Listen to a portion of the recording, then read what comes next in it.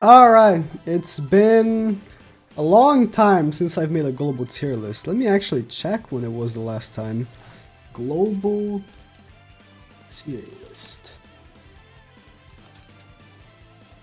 It's been 2 months since I made the last one. And the reason why I took so long to update it again was because I quit global for a little bit. And then for the past month or so, I came back and started playing again, and now I feel like I am more comfortable doing it because if I wasn't playing global, I couldn't rank any units on it. Even though I do play JP for 12 hours a day, it wouldn't matter because the games are practically very different in the way you play, right? Especially PvP. But yeah, overall tier list, not, I just mentioned PvP, but it's not a PvP tier list, of course, or else I'll just discard 80% of the units and just say useless, and then just put the ones that matter. But yeah, overall, I am pretty comfortable with this. Of course, I am never 100% comfortable because there's always that one unit that you're like, maybe I should use this one more before I rank it, but I feel that unit actually is Galland. So before I even talk about him, let me talk more. Of course, I came back and started playing global. Tried to main it. It's very difficult to main global when I was already maining JP, but I've been trying to keep up with playing both versions. Like in a balance, and it is very different. I also have the JP tier list open, so you can see some of the differences, and not only differences, but some of the consistencies, right? A lot of characters. Actually, this is wrong. A lot of characters remain either in the same position or they get downgraded or even upgraded. But it's good to take a look and like compare, right? But yeah, I was by this whole time that I was coming back to global, I've been keeping up with people that have been playing global for real. Even when I quit, like Seaton, Segafoko, Darkskin. So it's been, my opinion has molded also according to their opinions as well, but I guess it only makes sense, right? You're playing the same game, so it only makes sense. But talking about Galland, so I put Galland, the most recent Galland that just released of Ascalon, in S tier. The reason why I'm so not very comfortable is because I've never used him on global. But I know he has potential. The thing is, the red Galland, when he released on JP, he was garbage. But they buffed his card, and now he is able to remove buffs with a level 1, and mono red is the team used. Like, it's the team being used right now. So if you're facing a mono red, and you are able to take off their level 3 buffs with your red Galland, that would be so massive. Also, his passive is pretty decent. If you're using him in the back of mono red, he's also pretty good for that. So I want to give him a high rank, but again, this is the only unit that I'm like, I don't know, because I didn't pull him. And even if I did pull him, I don't know if I would 80 him, honestly. I don't have all the resources that I have on JP on my global account, so I can't just 80 every unit. So I don't know. This is my iffy one, but I see the potential that he has considering mono red is so prevalent. Even though I do see a lot of pen still, like playing PvP, I saw a lot of pen. It's been literally like half my games were pen, half were mono red, and once upon a time I saw a alt rush team. But yeah, removing the buffs from mono red could be a very, very good idea. One big difference you can see from the JP tiers and global one, Arthur on my JP tier list remains in S tier, while the global one's God tier. He is just, I don't know what it is. I don't know what it is. He, like, especially now with Ascanor with him, he is just way too strong. I think one of the reasons why he was so strong in the first place on global is because Kimbra was such a talked to about team. And then if you got the immunity, you just wouldn't die. And mono red was always so prevalent as well. But now with Ascanor, he's even better.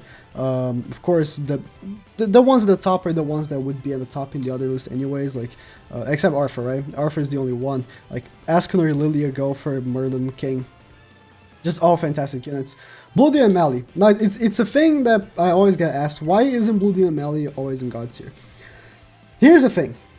Blue Demon Mally with Lilia is God tier. He is amazing, incredible. Without Lilia, he is really good, and that's how I can't. That's why I'm sorry. That's why I can't put him in God tier. But of course, combined with Lilia, he's really good. If it wasn't for Lilia, he would be like down SS tier, right, bottom. But because there's like a balancement of like you're gonna have her, you know, probably most of the time, I put him in the top of SS tier. Although there's no ranking in the middle. This is just random, right? The positions are just random right here. But yeah, so that's why I don't put him at the top. But of course, he's really good. He's like one of the best units in the game, especially combined with Lilia, right? Valenti is still super relevant, especially on geared, and she's really good for the current guild boss as well. So I had to put her in the high list, like compared to JP, right? Where she's S tier on JP, but honestly, I just want downgrade her to A. She's useless on GP nowadays, but on global she remains here. Green DN is super good, man. I haven't really seen her on PvP, but she's super good. I know she's super good. Telbrum, of course, Kingbrum, Hauser is super good. The skinny Red King has saved me for so many matches against Pen. It's not even funny. Of course, Green Gil Thunder, you can't forget about him. Yeah, Galland, I'm very iffy. I'm sure, you know, Blue Giant DN can still be using PvP, but mostly like PvE activities where her ult is really good at, and that's why I place her like there. Bond's still relevant for farming if you don't have Blue DML, if you didn't pull him. Although I would say that, honestly, if you are gonna farm and you don't have Blue DML and you have Lilia, if you can use Lilia, Hauser, and Green Elihawk, it's probably better than Bond. But let's say you don't have Lilia either. Let's say you're just a poor man. Like Hauser, Bond, Gilla could be good. Where's Gilla? And Blue Gilla can be good. But yeah, if you don't have Lilia, that's you're just suffering, man. You're just suffering. I don't know what to say. Red DML, okay. Red DML is so sad, man. He's so sad. I mean, I'm still gonna keep him on ass, but he only has one function, which is to beat Howlex. And Red Escalator just came out, and he's so much better at it than Meliodas. It's actually crazy. Jericho's really good nuker. Honestly, right now, she does have work with the current guild boss. You can still use her, but she's not nearly as good, right? Because you can't freeze him. But the old guild boss will come back. I know he will because JP also has him came back. He came back on JP. Sorry. He came back on JP last week, so I'm pretty sure that he will also come back on global eventually. My boy, also a booster, so he's really good. King, really good for the raid, of course. Like legitimately, if you don't have Green King, that the Great Demon raid is just so annoying. Okay, so I put Elihawk above Slater. In my other tier list, you'll see that that's not the case, right? I put Slater above Elihawk, but there's a big difference. Global doesn't have Hell Raids yet, for some reason. Honestly, I don't know why, because Hell Raids are not that much more difficult, really. They are more difficult, of course, but with the level of units that Global already has, they're... Like, Hell Raids came to GP, was it before Green Escanor? I'm not too sure. But 100% Global should have Hell Raids by now, but it doesn't. So there's no point in really using Slater. You just use Elihawk and freeze, man. But of course, when Hell Raids do come out, you can't freeze because you can only use type advantage, and there's no blue character that freezes. So then you're gonna have to use Slater, Blue Bond, whatever you can. And then Elihawk will become a little more obsolete because you're gonna want to do the Hell Raids, not the Extreme Raids at that point. Slayer is really good. Griamore has been seeing so much use in PvP, and then SR Elizabeth super good for her healing. Although SR Elizabeth was much better on JP when it came to super bosses because there was no point system at the time. But now with point system, like the boosters are so the boosters are so much better for points, right? The 30% HP boosters. That's why I put them all in A tier as well. Galland is really good. Slater, the new quote unquote new Melaskilla, she's good. She's a troll unit, but like, she's in the middle of being good and being very bad.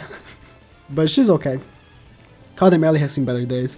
I mean, these units are all like alright. Like, when it comes to, like, A tier and below, like, A and B tier, especially A tier, like, middle of the pack, they're good. They're gonna have, like, one usage sometimes. Like, again, Super Boss, these three are gonna have usage, right? But, you know, for the most part, there are better units that do their job. I mean, I can't say that by them, but still, you get what I mean, right? Either there are better units to do their job, or they are, you know, a fourth unit in a team, like these, right? They are a fourth unit in the team.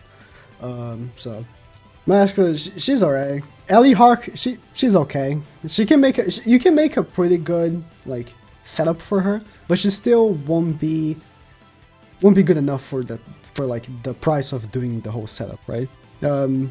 It's just, you know, you can make the team that Askelair will make, like, yeah, like Gopher and then Arthur and then Ellie Hawk, because she does have the same card as Askelair, but she's just not as good, so. Blue Merlin's trash. She was good for Super Boss, but, you know, again, another unit that has one good usage and then just falls over, never has another usage ever again. Gil Thunder, he's alright, alright. His passive, man, he could have been so much better, but you can't even acquire him anymore anyways. Kang's okay, but his passive only works in raids. You might as well just use another booster. It's okay. Yeah, like from the bottom, it's just units that you shouldn't really use. Like really, like there's really no point. Like the only unit in this whole thing that will get some usage at some point will be Ruin, because Ruin, his passive is reduces damage taken on raids. I don't recall by how much. It's 20%. You can use him against Hell Grey Demon and take less damage, which is really useful. But other than that, all these units are you're just not gonna use them ever. Like from C and D tier, there's no point. What did I do? What did I do? Okay. There's really no point in using any of these units, so they just, I mean, actually, okay, Training Cave, right? But Training Cave doesn't count, because Training Cave you use whatever you have, right? Like Gopher, there's Elizabeth, they're good for Training Cave, but other than that, there's not really any point. So yeah, I'll keep up the tier list every month, like I've been doing with GP as well. I feel like every month is a good time. I don't want to keep spamming these, because honestly, I mean, Global does release a lot of units very fast, right? But there's no point in like updating those like every 2 weeks, I think. So see you next month. Again, if you want to do another quick comparison to GP, of course, Japanese version has way more characters. Like you can see, my A tier on GP is so much bigger than the A tier on Global. But yeah, it is what it is, right? A lot of units, they decay. Like I said, like Ellie Hawk just went to A tier because there's no real point in using her, given that you can just use later for Hell or something else. So yeah, thank you guys for watching, and see you in the next one.